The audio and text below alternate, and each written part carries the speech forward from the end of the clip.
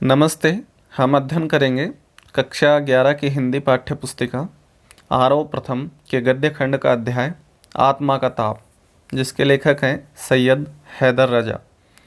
तो ये सैयद हैदर रजा द्वारा लिखी हुई एक आत्मकथा है और इस आत्मकथा का ही यहाँ एक अंश प्रस्तुत किया गया है। तो इसके बारे में संक्षिप्त परिचय जान लेते हैं कि यहाँ दिया गया पाठ जो पाठ दिया गया है सैयद हैदर रजा की आत्मकथात्मक पुस्तक आत्मा का ताप का एक अध्याय है, एक अंश है। इसका अंग्रेजी से हिंदी अनुवाद मधु बी जोशी ने किया। तो मूलतः अंग्रेजी में लिखित है, लेकिन हिंदी अनुवाद इसका मधु बी जोशी ने किया है। यहाँ रजा ने चित्रकला के क्षेत्र में अपने आरंभिक संघर्षों और सफलताओं के बारे में बताया है। एक कलाकार का जीवन संघर्ष और कला संघर्ष, उसकी सृजनात्मकता या सृजनात्मक बेचैनी, अपनी रचना में सर्वस्व झोंक देने का उसका जुनून, ये सारी चीज़ें इसमें बहुत रोचक व सहज शैली में उभर कर सामने आई हैं, प्रस्तुत की गई हैं। आइए पाठ शुरू करते हैं। आत्मा का ताप। तो नागपुर स्कूल की परीक्षा में मैं कक्षा में प्रथम आया। तो ये लेखक रजा स्वयं बता रहे हैं, अपनी आत्मकथा का अंश ही मैं पूर्व में बता चुका हूँ। तो ये स्वयं के बारे में वर्णन कर रहे हैं कि नागपुर स्कूल की परीक्षा में मैं कक्षा में प्रथम आया। 10 में से 9 विषयों में मुझे विशेष योग्यता प्राप्त हुई। डिक्टेशन लगी 75 अबव। इससे मुझे बड़ी मदद मिली। पिताजी रिटायर हो चुके थे, अर्थात सेवानिवृत्त हो गए थे। अब मुझे नौकरी ढूंढनी थी। मैं गोंदिया ये महाराष्ट्र में स्थित एक स्थान है, मैं ड्राइंग का अध्यापक बन गया। महीने भर में ही मुझे बम्बई में जे स्कूल ऑफ आर्ट में अध्ययन करने के लिए मध्य प्रांत की सरकारी छात्रवृत्ति मिली। यह सितंबर 1943 की बात है। मैंने अमरावती, तो ये अमरावती भी महाराष्ट्र में स्थित एक स्थान है, कि गवर्नमेंट नॉर्मल स्कूल से त्यागपत्र दे दिया।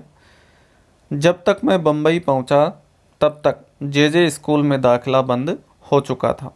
दाखिला अर्थात प्रवेश, एडमिशन। दाखिला हो भी जाता तो उपस्थिति का प्रतिशत पूरा न हो पाता। तो वैसे दाखिला वहाँ प्रवेश बंद हो चुका था। अगर मैं प्रवेश करता तो उसमें अटेंडेंस या उपस्थिति कम पड़ जाती। आगे की छात्रवृत्ति वापस ले ली गई। सरकार ने मुझे अकोला, तो ये अकोला भी महाराष्ट्र में स्थित एक स्थान है, में ड्राइंग अध्यापक की नौकरी देने की पेशकश की गई। मैंने तय किया कि मैं लौटूंगा नहीं, बम्बई में ही अध्ययन करूंगा।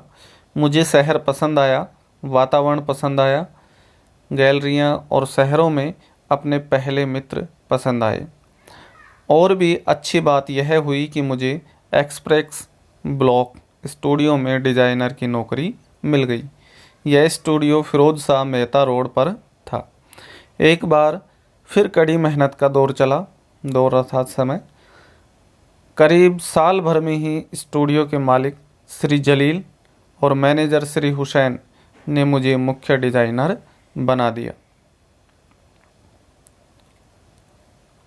सुबह 10 बजे से शाम 6 बजे तक मैं दफ्तर में काम करता। फिर मैं अध्ययन के लिए मोहन आर्ट क्लब जाता और फिर जैकब सर्कल, ये मुंबई में स्थित है, जैकब सर्कल, जहां भाई के परिचित एक टैक्सी ड्राइवर ने मुझे रहने की जगह दी थी। उसने कहा था कि मैं तो टैक्सी रात को ही चलाता हूं, तो तुम वहां सो सकते हो। रात में कमरा अकेला रहता है, शून्य रहता है, तो तुम वहाँ सो सकते हो, चूँकि मैं रात में ही टैक्सी चलाता हूँ। वह दिन में कमरे पर लौटता। यह छोटा सा कमरा जैकब सर्कल 7 रास्ता में पहले मंजिल पर था। एक रात जब 9:30 बजे मैं कमरे पर पहुँचा तो हमारे दरवाजे पर एक पुलिस वाला खड़ा था। उसने कहा कि तुम अंदर नहीं जा सकते, यहाँ हत्या की वारदात हुई है, यहाँ हत्या की घटना घटित हुई है। हम लोग कभी भी राजनीति या किसी भी तरह की संदिग्ध गतिविधियों में शामिल नहीं हुए थे। मेरी तो अक्ल गुम हो गई थी। तो अक्ल गुम होना अर्थात बुद्धि काम नहीं करना। मैं तुरंत पुलिस स्टेशन जाकर कमिश्नर से मिला। उन्हें बताया कि मैं एक विद्यार्थी हूँ, जैकब सर्कल में रहता हूँ। मेरे कमरे के बाहर पुलिस वाला खड़ा है और मुझे अंदर नहीं जाने दे रहा है। उन्होंने बताया कि मेरे टैक्सी ड्राइवर मित्र राल्फ पर या मुझ पर शक नहीं है। राल्फ के टैक्सी में किसी ने एक सवारी की छुरी मारकर हत्या कर दी थी। तो उनका मित्र जो है राल्फ, उसी की टैक्सी में किसी सवारी ने छुरा मारकर हत्या कर दी थी। अगले दिन मैंने जलील साहब को ये राम कहानी अर्थात समस्त घटना या वाकया सुनाई, तो उन्होंने मुझे आर्ट डिपार्टमेंट में कमरा दे दिया। मैं फर्श पर सोता। वे मुझे रात 11 बजे तक गलियों के चित्र या तरह तरह के स्केच बनाते देखते। कभी कभी वे कहते कि तुम बहुत देर तक काम करते रह गए, अब सो जाओ। कुछ महीने बाद उन्होंने मुझे एक शानदार ठिकाना अर्थात रहने का स्थान देने की पेशकश की। उनके चचेरे भाई के 6ठी मंजिल के फ्लैट का एक कमरा, उसमें 2 पलंग पड़े थे। उनकी योजना यह थी कि अगर मैं उनके यहाँ काम करता रहा तो मुझे कला विभाग का प्रमुख बना दिया जाए। मैं जैकब सर्कल का 7 रास्ते वाला घर और उसका गलीच अर्थात गंदा वातावरण छोड़कर नए ठिकाने पर आ गया और पूरी तरह अपने काम में डूब गया अर्थात अपने काम में तल्लीन हो गया। इसका परिणाम यह हुआ कि 4 वर्ष में 1948 में बॉम्बे आर्ट्स सोसाइटी का स्वर्ण पदक मुझे मिल गया। तो इनको 1948 में पुरस्कार मिला, बॉम्बे आर्ट्स सोसाइटी का स्वर्ण पदक। इस सम्मान को पाने वाला मैं सबसे कम आयु का कलाकार था, तो ये भी ध्यान रखने योग्य बात है। 2 वर्ष बाद मुझे फ्रांस सरकार की छात्रवृत्ति मिल गई। मैंने खुद को याद दिलाया, भगवान के घर देर है अंधेर नहीं, अर्थात भगवान देता तो है लेकिन विलंब से देता है। ऐसा नहीं है कि बिल्कुल छीन लेता है, कि दया दृष्टि बरसाता है लेकिन उसमें समय लगता है। मेरे पहले 2 चित्र नवंबर 1943 में आर्ट्स सोसाइटी ऑफ इंडिया की प्रदर्शनी में प्रदर्शित हुए। उद्घाटन में मुझे आमंत्रित नहीं किया गया क्योंकि मैं जाना माना नाम नहीं था, अर्थात ये चर्चित नहीं थे। अगले दिन मैंने द टाइम्स ऑफ इंडिया जो पत्रिका थी उसकी प्रदर्शनी में समीक्षा पढ़ी। तो अगले दिन टाइम्स ऑफ इंडिया पत्रिका में ये आया कि कला समीक्षक रूडोल्फ वॉन लेडेन ने मेरे विचारों की काफ़ी तारीफ की। और क्या तारीफ की थी उनके विचारों की, ये पूछा जा सकता है कि उसका पहला वाक्य था रूडोल्फ जी का कि मुझे आज भी याद है, क्या था कि इनमें से कई चित्र पहले भी प्रदर्शित हो चुके हैं और नयों में कोई नई प्रतिभा नहीं दिखी है। हाँ, S.H. रजा, सैयद हैदर रजा, ये शॉर्ट नेम है, के नाम के छात्र के 1-2 जल रंग लुभावने हैं, अर्थात ये जो रंगों में डूबी हुई या भीगी हुई ये जो चित्र है ये लुभावने हैं, आकर्षित करने वाले हैं।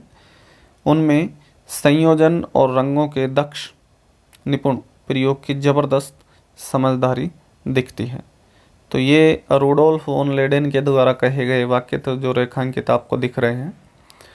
दोनों चित्र 40-40 रुपये में बिक गए। एक्सप्रेस ब्लॉक स्टूडियोज में मैं 8-10 घंटा रोज काम करने के बाद भी महीने भर में मुझे इतने रुपए नहीं मिल पाते थे।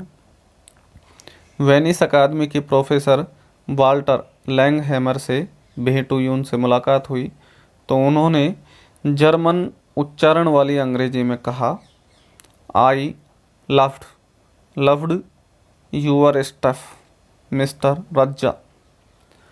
इसका अर्थ है कि रजा साहब मुझे आपका काम पसंद आया। तो ये जर्मन उच्चारण में कहा था कि I loved your stuff mister Raza, कि रज्जा साहब मुझे आपका काम पसंद आया।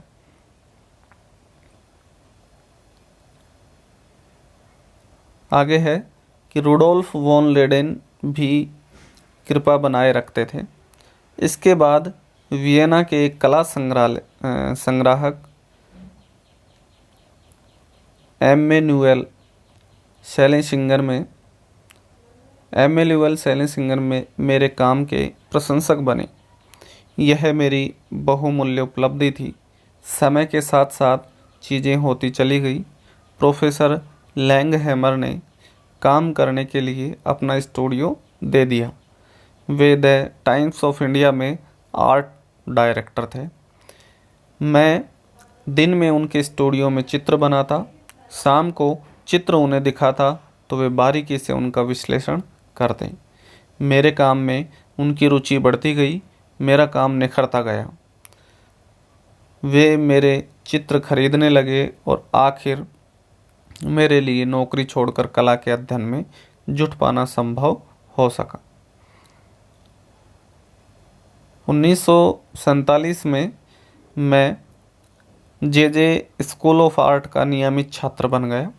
1947 में, क्योंकि अब मैं नौकरी किए बिना भी अपनी फीस और रहने का खर्चा उठा सकता था, क्योंकि उनकी पेंटिंग बिक जाया करती थी। भले ही 1947 और 48 में महत्वपूर्ण घटनाएं घटित हुई हों या घटी हों, मेरे लिए वो कठिन बरस थे। पहले तो कल्याण वाले घर में मेरे पास रहती मेरी माँ का देहांत हो गया। पिताजी मेरे पास ही थे, वे मंडला लौट गए। मई 1948 में वे भी नहीं रहे।